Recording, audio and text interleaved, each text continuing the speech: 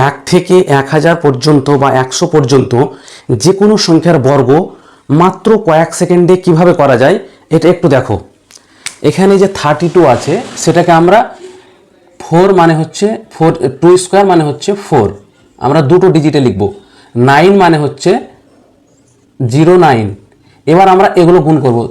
3 into 2 6, 6 into 2 12। প্রথম ডান দিক থেকে একটা ডিজিট বাদ দিয়ে লিখব 12।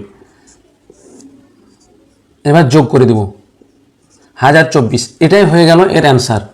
দেখো এটাতে আরও একবার ভালো করে বুঝিয়ে দিই। এখানে যেটা দেওয়া থাকবে সেটা আমরা লিখে নেব, এর স্কোয়ার করব। আমরা শিখছি কি 1 থেকে 100 পর্যন্ত বা 1000 পর্যন্ত যে কোনো সংখ্যার বর্গ মাত্র কয়েক সেকেন্ডে। তাহলে এটা কি হবে? 9 স্কোয়ার 81, 1 স্কোয়ার 01। এবার আমরা এভাবে গুণ করব, 1 ইন্টু 9 9, 9 ইন্টু 2 18। তাহলে আমরা একটা বাদ দিয়ে আমরা এটাকে যোগ করব। তাহলে যোগ করলে কত হচ্ছে 1, 8 8 যা 16, আর এটা হচ্ছে 1 1 2 3। এটা হয়ে গেল আনসার। তাহলে এটা কি হচ্ছে দেখো তো, এটা তোমাদের হোমওয়ার্ক দেওয়া থাকবে।